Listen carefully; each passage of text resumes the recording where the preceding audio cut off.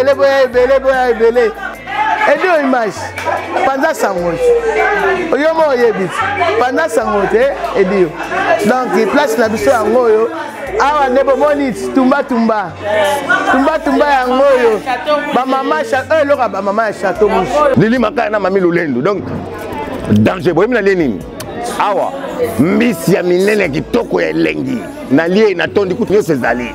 Donc ba o bazala besoin ba relier ndenge ba liaka pena na ninga solo. Non, ngota na pangusi munoko. Donc boya na 44 boulevard Ney. Boulevard Ney. Ezala na 18e. Référence Kaka, la porte de la chapelle. Pas ma camion où tu as Bruxelles qui sera non référence la porte de la chapelle. À partir de la porte de la chapelle, où on a besoin de travailler manquant, bon, qui est la collecte Besson, où on a ma coloboye Kaka. Tu as 5 minutes à la porte de la chapelle. Boya et belé. Ma vrai Dieu à Paris. Ma vrai chéri à Paris. Ma tonton à Paris. Ma homme d'affaires. Ma travailleur. Bisto tout. Tout à Awa. Na restaurant Tumba chez Lili Makaya et Mami Lolendo. Et pas Lili Makaya, Mami Lolendo, Bodame Danse, Omigata. Bambisi, oh Balena. Noboya et Belé, on va découvrir. Qui toque comme la bière est belle. Tout le monde a bien boya et belé. Ah, ça ranking, ça polémique. Oyo Fandi, accueil qui toque, accueil chaleureuse. Et puis à Mami Lolendo, na Lili Makaya, tous allés awa. Donc, Kolia qui toko. Tous na Lili Makaya, boya et belé. Awa Kolia, Komela, et le Pamba. Oh, quand tu mets la porte au Bervelier, boulevard Ney 44, boya pas Lili Makaya. Et puis Mami Lolendo, comment Lolendo dans un dans le restaurant auto d'amé. Non, on va m'inviter. Boya, on a fait sa adresse. Non, on bosse là. Boulevard Ney 44. Dans le bivon boulevard Ney 44. Boya ko lia babilo ka bien. Donc, qui toque trop avec Ngamo Mutuna dans nos salons. La musique qui peut nous attendre, on va mettre la bino. Donc, danser, ma tête comme ça. Donc, Boya Kaka. Avec toi, Jésus-Christ, tu es mon chant qui me fait passer. Ah oui. Piché, na koyemba te kaka na improvisé. Piché, na koyemba te kaka na improvisé. Na ye na bokasi ya Jaki, abengi ndeko na ye mabiala, poto yemba lisano ya mbiembe.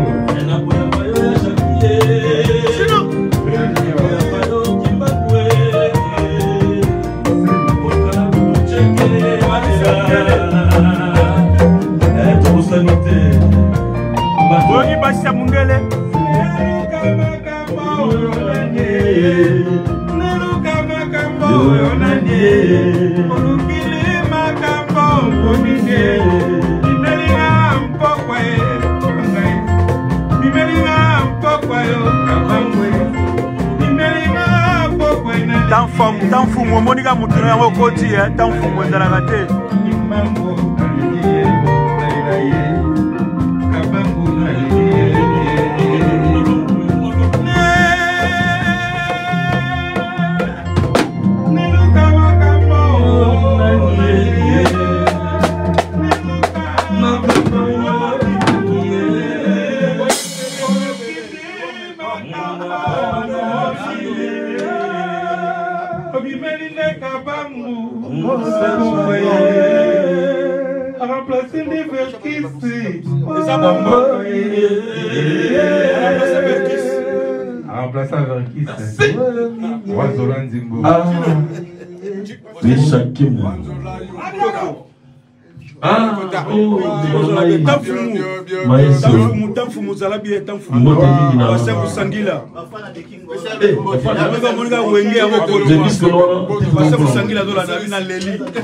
anniversaire pour la plateforme et tout, il y a samedi on est là, samedi on est là, plateforme et tout, il y a qui va monter qui la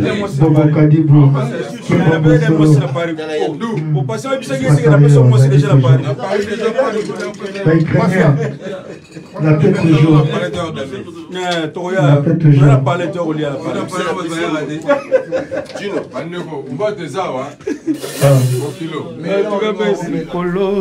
Lokole kobeta bato maboko likolo nesengo ngai nakendeki mobembo nakomi na mboka ye nakomi suka mboka namoni molinga na likolo komisi bolingwango kebona nzango ye siliko te koseni eza nango fele molimo na ye komi lokola nkasa ya nzete pai mopepe kokende yo kolanda kaka noni ye na ye promesse napona mbale baleki nao neti feregola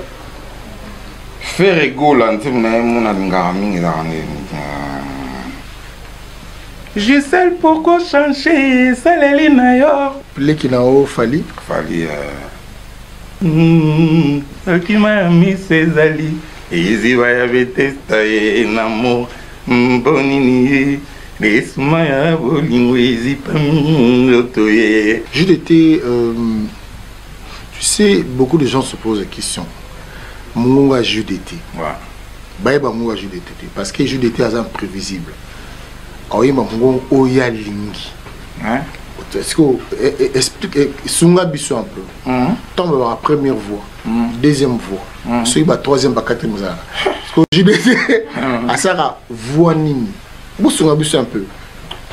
Non, je pense que nous sommes chanteurs. Donc chanteur normalement face à polyvalent, normalement. Mais deuxième voix, première voix, ça pour harmoniser le chant. Parce que si on a 3 ou 4 personnes, tu as besoin de voix montée. Il y a un salam alto, un salam deuxième, un salam première, un salam tierce. Mais on a pour organisation, il y a chant. Mais sinon, le chanteur, il faut avoir la capacité à naviguer dans le chant. Dans le chanteur. Alors aujourd'hui, qu'est-ce qui se passe dans la musique congolaise? Est-ce que vous pensez que la musique congolaise, elle est mieux consommée à l'étranger ou bien elle est mieux consommée au Congo chez nous? Ben, je pense que la musique déjà congolaise les a abandonnée. Sauf que les musiciens congolais sont très talentueux. Il y a un de ça là, que la musique n'a plus à consommer un peu partout en désordre.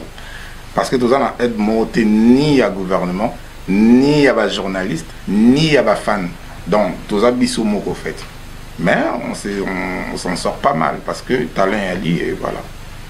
JDT, si avant de problème comme la biso, pour tous les bangayo, n'aime qui te produit, tous les bangayo, n'aime pas boyo kani bien mon salon yomoko, n'aime pas ça, n'aime pas produire. En ce moment là. Alors aujourd'hui, la musique, parlons de la musique. Est-ce qu'elle est là la musique nabiso congolaise? On a besoin encore de faire des poèmes du genre Jacques Brel, du genre Goldman, dans ce genre-là, ou bien photo genagana. Phrase moko. Musique nabiso peut marcher tout comme le niveau ni. Non, on a besoin de tout parce que l'inspiration, ils ont vaste. L'inspiration, ils ont mon côté, l'inspiration est belle. Alors, il faut appeler ça le meilleur de lui pour par rapport à l'inspiration. À regrouper les meilleurs sons possibles. C'est tout. Les musiques sont agréables à l'oreille. Donc, tout ça, mais ils sont bien coordonnés, bien organisés, bien sonorisés. Je pense que c'est un angle. JDT Mouloupoué a identifié na beaucoup sabil banizembo 10 100 Mouloupoué a beté le komoko et kangi bato C'est quoi le problème? Parce qu'il a peur de faire 20 chansons à la fois, ou bien il s'est dit, Moko Nangawana, un coup. Non, ça a un système de jeu. Il y a un système de jeu quand tout le monde a un match réel, il y a moi, je suis un athlétique défensif. Et bien, oui, on va voir contre-attaque, le match là. On comprend. Déjà, la technique, il y a la tactique des jeux. Moi, Alors, jeu de thé, les lots, ceux qui vont kangi le cola, non? Les tous abouillés, tout va recevoir ma banque. Est-ce que vous fonctionnez? Non, parce que nous aussi comme musique, nous sommes abandonnés par rapport au système. Les musiciens à Congo touchent à la droit d'auteur. C'est ça qui y a des autres côtés dans l'artiste. C'est aussi Vicky Chef va intervenir, va tout autant des vals et tout. Oui, c'est comme ça, mais tout ça soutenu nulle part. Parce que bon, si nous avons fabriqué un star, nous avons fabriqué. Nous avons comme ça tel star pour nous lokum ya mboka na bango. Ya on le lope biso comme Hollanda. Bamboka belé au lieu Hollanda. So tel star na bango za pena soutenu. Par-ci par-là na ningi mboka. Même na ba comédien na bango na ba artiste na ba artiste et comédien na bango déjà pour la culture na bango fait. Mais biso culture na biso tomate en côté. Il y en a ni gouvernement, ni ba fanatique, ni bino pe journaliste.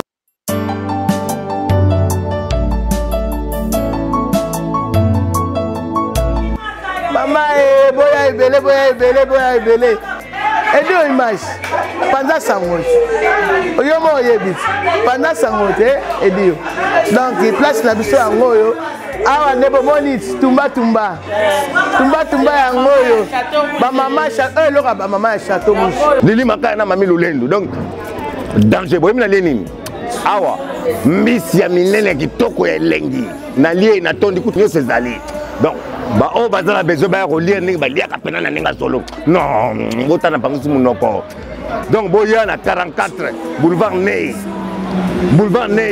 eza wapi na 18e référence kaka la porte de la chapelle pas ba camion ou ta Bruxelles qui sera non référence la porte de la chapelle à partir de la porte de la chapelle wana bozaka na tramway moko bo kiti na collecte beson una makolo boye kaka toza 5 minutes na porte de la chapelle boya ebele ba vrai Dieu à Paris ba vrai chéri à Paris ba tonton à Paris ba homme d'affaires ba travailleur biso tout tra awa na restaurant Tumba chez Lili Makaya et Mami Lolendo et pas Lili Makaya Mami Lolendo bo dame danse omikata ba mbisi o balena no boya ebele wa découvrir kitoko komela bière ebela tozobenga bino boya ebele awa sa ranking sa polémique oyo fandi accueil kitoko accueil moko chaleureuse et pas Mami Lolendo na Lili Makaya tozali awa donc kolia kitoko tozana Lili Makaya boya ebele awa kolia komela eloko pamba ka pemela la porte Bervelier boulevard Ney 44 boye pas Lili Makaya et puis Mami Lolendo pourquoi Lolendo za nango tala restaurant auto dame non ba bingité boya na pesa adresse na obosana boulevard Ney 44 na lobi bongo boulevard Ney 44 boya ko lia ba biloka bien donc kitoko trop avec ngamo mutuna na ndozala na musique pe ba ndozala to na betra bino donc danse ba tente ba donc boya kaka. Avec toi Jésus-Christ tu es mon chant